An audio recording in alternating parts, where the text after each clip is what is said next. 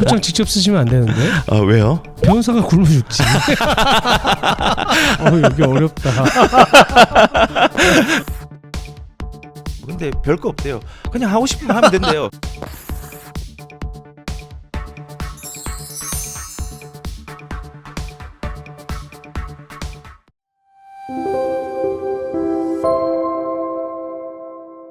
제목을 어떻게 이제 했냐면요.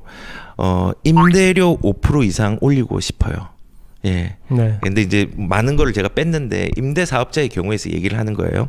근데 요것도 제가 이제 설명을 드리면요. 어떤 분이 이제 강동 쪽에 좋은 집을 2개를 가지고 계세요. 그리고 2016년도에 입주권을 가져가서 한 2018년도 2018년도 정도에 이제 세입자를 한 개는 맞추고 한 개는 거주를 하게 됐어요. 그리고 동시에 임대사업자를 냈어요. 근데 여기서 충돌이 생긴 거예요. 그 주임법에서는 주택임대사업자 임대차 보호법이죠. 거기서는 이제 2020년 7월 31일부터 이걸 5% 이상 올리면은 안 된다. 5%를 해서 임차인을 보호하자라는 법이 있는데 반면에 이제 2019년도 10월 23일 날은 민특법이라고 하죠. 민간주택에 관한 특별법, 임대주택에 대한 특별법인데 여기서는 만약에 10월 23일 이전에 임대사업자를 냈고 거기에 기존에 세입자가 있으면은 이거는 나중에 갱신할 때 돈을 5%가 아니라 내가 원하는 대로 시세대로 올려도 상관없다라는 게 2개가 이제 충돌을 하는 거예요. 그래서 이제 이 의뢰자가 궁금한 게 나는 이 법 그러니까는 이제 민특법이죠. 민특법 이전에 임대사업자 냈고 그리고 이제 계약이 새롭게 갱신할 게 도래했는데 시세대로 받을 거다. 근데 이게 받을 수 있는지 없는지 이게 이제 궁금한 거고요. 그리고 만약에 이렇게 받을 수 있다면 어떤 조치를 취해야 되는지 뭐 이런 부분으로 좀 정리가 될 수 있는데 되게 복잡하지만 저는 복잡하게 얘기했지만 우리 또 유능한 이승태 변호사님은 쉽게 설명해 주실 걸로 믿습니다. 자, 네. 한번 해법을 좀 그럼 OX로 얘기하고 말까? 아니요. 너무 쉬워 그러면은. 너무 쉬워 그러면. 네. 여기가 지금 주택 임대차에 관련된 부분, 임대차에 관련된 부분이 여러 개가 있죠. 상가 임대차 보호법도 있고, 그렇죠. 주택 임대차 보호법도 있고, 그 다음에 지금 뭐 민간 임대주택, 주택에 관한 특별법, 민특법도 있고, 네. 굉장히 많아요. 사실은. 그리고 우리나라가 법을 굉장히 많이 바꿔 최근 들어서. 너무 많이. 작년에 그 2020년도에만 우리 주택임대차 보호법이 몇 번 바뀌었는 줄 아세요? 한 4번 바뀌었나요? 일부러 그런 거지. 일부러 네. 맞추는 거죠. 정확하게 따지면 3번 바뀌었는데 한 번은 네. 그 실질적으로 타법이 개정되면서 바뀐 거고 네. 주택임대차법이 2번 바뀌었어요. 근데 그때 주로 이제 계약갱신 청구권이라든지 네. 그다음에 임대보증금 상한 이 부분이 이제 주로 바뀌었고 네. 그다음에 그래서 또 묵시적 갱신이라는 게 있거든요. 네. 묵시적 갱신의 그 통지 기간이 좀 바뀌었어요. 네. 근데 그것도 굉장히 어려운데 여기다가 이제 문제는 이제 민특법까지 나온 거예요. 그러니까 한마디로 먼저 말씀드리면 우리가 여기 내용 보이시죠? 주택임대차 보호법에 보면 주택임대차 보호법에서 2020년 7월 이후에 임대료를 갖다가 한번 올리게 될 경우에는 5%까지밖에 못 올리게 해놨어요. 맞습니다. 네. 그러니까 내가 만약에 임대차기를 갱신할 때 갱신을 해줘 갱신 요건이 있으니까 예전에는 임대차 보호는 주택임대차는 2년간 보호해줬잖아요. 네. 근데 2년을 더 살 수 있게 해줬잖아요. 그쵸. 갱신 네. 요구를 하게 되면 네. 그때 올릴 수 있는 임대차의 상한이 5년이야. 예. 5년까지 해줬는데 5% 아닙니까? 5년 5%. 5%. 5%인데 제가 이겼어요. 나는 졸고 계신가 하고 한번 해볼 거야. 근데 5년님 큰일 나죠. 네. 5%인데 이제 여기다가 민특법이라는 게 있어요. 그래서 네. 여기서 보시면 이제 민특법은 그 시기쯤에 이제 한번 바뀐 건데요. 똑같이 민특법 한번 볼까요? 개정된 거 보면 이제 민특법에 대해 민특법 9법이라는 게 이제 2019년도 6월 19일에 시행된 9법을 네. 얘기하는 거고 여기 보면 10월 24일 날 또 시행된 불과 4개월 만에 또 시행이 된 법이 있는 거예요. 두 네. 가지 법령이. 네. 개정된 날짜도 거의 뭐 한 4개월, 2018년, 19년 이렇게 신법과 구법으로 나눠지는데 어떤 규정이 있었냐면 임대료 규정이 그 44조에 보면 민간 임대주택의 최초 임대료 네. 민간 임대주택 사업자가 최초 임대료는 어떻게 받는 거냐면 임대사업자가 알아서 정하는 거야. 네, 정하는 거죠. 임대주택 사업자가 내가 정해. 대신 공공지원 민간 임대주택 나라 돈 좀 네. 받은 거는 나라 돈 받았으니까 나라에서 시키는 대로 해. 무조건. 이 마음대로 올리지 말고 그 나라에서 정한 국토부령이 정하는 기준에 따라 해. 하지만 첫 번째 임대료는 네가 정해. 네가 정해. 네. 그거는 왜냐면 시장에 따라서 정하라는 거야. 너무 비싸면 안 들어올 거 아니야. 그렇죠. 그러니까 너무 싸면 또 너무 많이 몰리니까 손해를 볼 테고 네. 적정하게 네가 정해. 이랬어요. 쉽게 얘기하면. 네. 그리고 나는데 또 4개월 만에 무슨 마음이 바뀌었는지 야 이건 아닌 것 같아. 이건 좀 그 네 맘대로 하라 그랬더니 막 해. 네. 안 돼. 그래서 신법을 막 바꿨어. 네. 그래 뭐냐면 똑같이 44조를 어떻게 바꿨냐면 최초 임대료는 네가 정해. 대신 다음 각호의 경우에는 그 최초 임대료는 다음 각호와 같음이라고 이렇게 바꿔놓은 거예요. 네. 그때 뭐냐면 장기 일반 민간 임대주택하고 단기 민간 임대주택 경우에는 임대사업자가 정하는 임대료 하라 이거예요. 똑같이. 네. 대신 이 법을 여러 가지 조항을 만들어 놓은 거예요. 정할 수 있는 네. 조항들을 네. 그 여러 개 여기에다가는 저희가 2호만 드러났는데 여러 호가 있어요. 그 중에 네. 하나 요 관계된 것만 얘기 드리는 건데 이렇게 임대사업자가 정하는 임대료를 하는데 다만 임대주택 등록 당시에 등록은 이제 나중에 하건 언제 하든 등록 당시에 존속 중인 임대차가 있는 경우에는 그 종전 그러니까 존속 중인 임대차 계약에 따랐던 임대료에 따른다는 네. 조항을 뒀어. 네. 근데 이거는 언제부터 적용되냐? 이 법 시행 이후에 최초로 등록하는 민간 임대 사업부터. 네. 그러니까 법이 바뀐 거예요. 여러분 잘 아셔야 되는데 2019년도 10월 24일 날 법이 개정됐기 때문에 이렇게 내 맘대로 하던 거를 못 하게 된 거는 그 이후에 등록한 임대주택 사업자에 대해서만 적용이 되는 거예요. 근데 그러면 이 사건으로 돌아가서 보면 여기에서는 이분은 어떻게 했다 그랬어요? 처음에 여기 보시면 자기가 임대사업자 등록을 24일 이전에 했어. 네. 그렇기 때문에 신법이 적용이 돼야 안 돼요?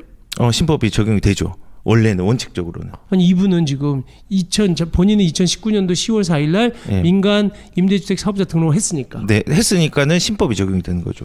아닌가요? 아, 다시 공부해야 되겠다. 왜냐면은 신법이 10월 24일 이전에 임대사업을 등록을 했으니까. 그렇죠. 그러니까 여기에 보면 근데 잘 보셔야 돼요. 그래서 부칙에는 네. 이 법 시행 이후 최초로 등록하는 민간 임대주택부터 적용한다는 거예요. 신법이. 신법이. 그러니까 이 사실 여러분들이 잘 모르시는 부분이 뭐냐면 법은 법 내용만 보면 안 돼. 부칙을 봐야 돼. 부칙. 그렇죠.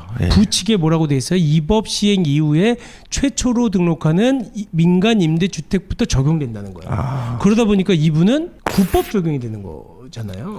예, 그렇죠. 네네. 제가 국법. 지금 착각했어요. 국법 네, 맞아요. 국법 적용이 되는 거예요. 그래서 국법이 적용되는 겁니다. 그래서 여기 잘 보시면 다시 한번 설명드릴게요. 그래서 어려워하실 줄 알고 또 이렇게 만들어 왔어요. 또 정성스럽게 이미지화 시키셨네요. 그러니까 색깔도 빨갛고 파랗고 노랗게. 예. 저가 임대차 계약을 하고 임대주택 등록을 했어요. 네. 그리고 2019년도 10월 24일이 됐어. 네. 이 경우에는 이게 뭐냐면 2019년도 10월에 법 바뀐 때니까 네. 그 전에 등록한 사업자에는 국법 적용돼. 그렇죠. 그러니까 예. 임대인이 마음대로 임대를 네. 결정해도 돼. 맞습니다. 대신 이 중간에 그 등록 법이 바뀌었고 그 이후에 등록한 건 신법이 적용돼요. 네. 그러니까 종전 임대차 계약에 따른 임대료가 네. 최초 임차료가 되는 거예요. 네. 그래서 지 맘대로 못 바꾸는 거지. 아. 근데 지금 여기 보면 그래서 두 가지 문제가 생기잖아요. 네. 여기는 국법이 적용되니까 임차인을 이 최초 임대료를 자기가 정할 수 있잖아요. 그렇죠. 근데 갱신 임대차랑은 어떻게 되느냐. 그렇죠. 두 이건, 가지가 네. 충돌이 되는데 네. 쉽게 이제 답을 얘기 드려야 될 것 같아 이제. 네. 뭐냐면 주택임대차보호법에 따라서 5% 상한 저해안을 받습니다. 왜 그렇죠? 왜 그러냐면 민간임대주택법에 적용이 규정이 돼 있지 않은 사항에 대해서는 주택임대차보호법을 따르게 돼 있는 거예요.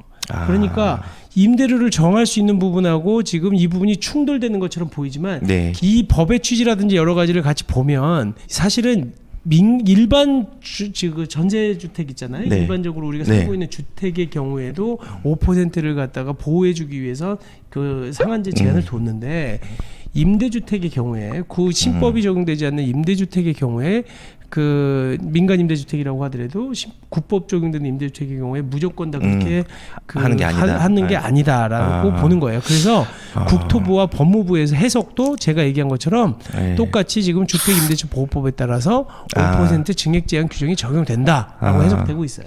근데 이분이 좀 그 제시를 한 게 그 남부 지방법원에서 2021년 1월 20일 날은 네네. 그렇게 해석을 안 했다라는 그렇죠. 거를 그 얘기를 하시죠. 예. 그래서 또 적어왔어.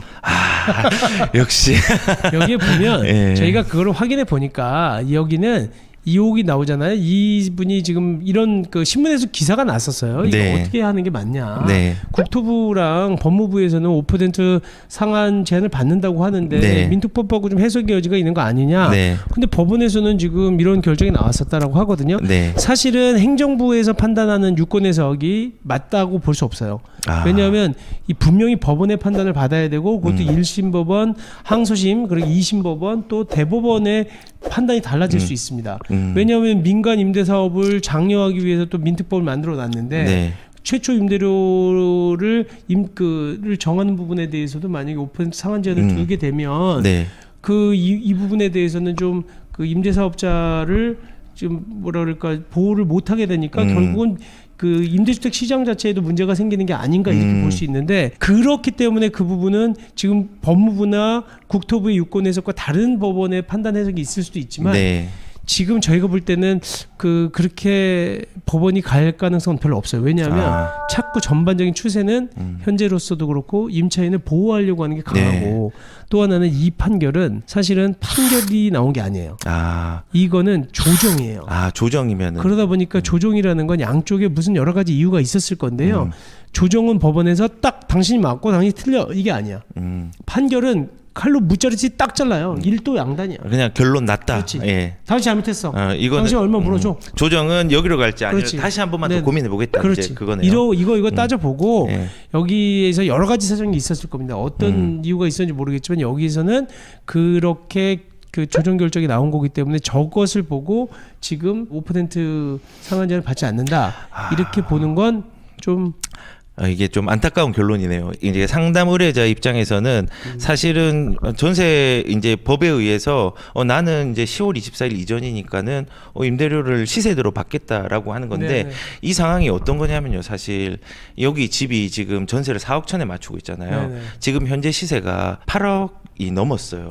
이 세입자 이제 전세가 그러면은 이게 적용이 받으면 나는 4억에서 5% 적용 안 받으면 5%만 올리는 건데 네네. 받으면은 이게 해당 없으면은 8억까지 그렇죠. 받을 수 있는 네. 거예요. 그러면 그걸로 내가 또 뭐든 할 수 있는 돈이 생기는 구조가 되거든요. 그래서 이거를 조금 신경을 써서 네. 의뢰를 해주신 것 같은데 일단은 방금 그 우리 의뢰인이 이제 얘기를 해주신 네. 남부지방법원의 얘기는 조정이라고 하셨습니다. 네. 판결이 아니라 그래서 조금은 이 안타까운 결과인데 시세대로 받을 수 없고 5% 정도 지금 정부의 어떤 기조나 취지에 맞게 5% 하는 걸로 좀 안타까운 결론을 내렸네요. 네. 그렇습니다. 이게 진짜 법이 너무 어려운 게요. 진짜 세무사들도 네. 세법을 잘 몰라요. 모르죠. 예, 그리고 뭐 외람단 말이지만은 변호사님들도 막 정말 열심히 하는 변호사님들은 정말 박학다식한데 그냥 가끔씩 의뢰를 하시는 분들은 여기에 대해서도 모를 수 있다는 경향성이 있어요. 근데 변호사가 박학다식하면 안 돼요. 왜요? 전문 박학하면 안 돼. 얇을 박자예요. 그래서 스페셜리스트가 돼야 돼요. 스페셜리스트가 돼야지. 박학하다 너무 얇으면 네. 다져요. 그래서 깊게 알아야 돼. 그래서 저는 사실은 안 하는 소송들이 있잖아요. 네. 제가 공정거래위원회 소송을 해라. 네. 그럼 나 공정거래 잘 몰라. 그다음에 또 하나 뭐 조세 소송. 네. 난 내 분야가 아니니까. 그러니까 저희는 우리가 도시화 사람인 이유가 우리 도시, 건설, 환경, 부동산 이런 것들은 우리가 전문적으로 알지만 특화됐네요. 사실은 그 다른 건 몰라요. 그러니까 변호사라고 해서 그 저기 뭐예요 이비인후과 가가지고 네. 그 저기 다른 데 수술하면 안 되잖아요. 그러니까 한마디로 이런 거는 고등학생은 그 모든 학문을 다 다루잖아요. 영어, 네. 수학. 네. 근데 박사는 그러니까 저는 이런 것 같아요. 대학생은 8일을 연구하고 석사는 파리의 몸통을 연구하는데 박사는 그 파리의 몸통에 붙어 있는 털에 대해서 연구를 그렇죠, 하잖아요. 그렇죠. 그러면 이제 변호사님은 나는 그런- 잠깐 파리 영어 프랑스 파리인 줄 알아서 처음에 아, 네, 그렇습니다. 우리 처음 하는 겁니다. 합방을. 네. 안 맞죠? 아, 지금 맞추고 있는 중에. 난 다 맞았는 줄 알았는데. 네, 아무튼 뭐 오늘 이 좀 결론적으로는 이게 뭐 우리가 어떤 편에 서서 얘기를 하지만은 객관적인 네. 방향성을 제시를 해줘야 되기 때문에 조금은 안 좋은 결과가 나왔지만은 근데 이 부분은 사실 네. 우리가 이게 이제 쿨TV에서 뭐 우리가 지향하는 바가 특별히 있는 건 아니잖아요. 네, 그렇죠. 근데 사실 이 입장이 아까도 얘기한 것처럼 임대인의 입장에서 봐야 되느냐, 임차인의 입장에서 네. 봐야 되느냐, 이게 그 다른 결론에 따라서 누군가는 네. 굉장히 좀 큰 타격을 받는 부분이잖아요. 그쵸. 근데 분명히 기조라는 게 있습니다. 그러니까 법원은 법이라고 하는 게 내가 그 얘기 제가 가끔 드리는데 법자가 삼수변에 거할 것자를 쓰거든요. 물론 네. 약자예요. 네. 이거는 원래는 굉장히 더 복잡한 한자인데 네. 간단하게 우리 약식으로 쓸 때는 그렇게 쓰거든요. 근데 그게 뭐냐면 물이 흘러가는 대로 가는 것.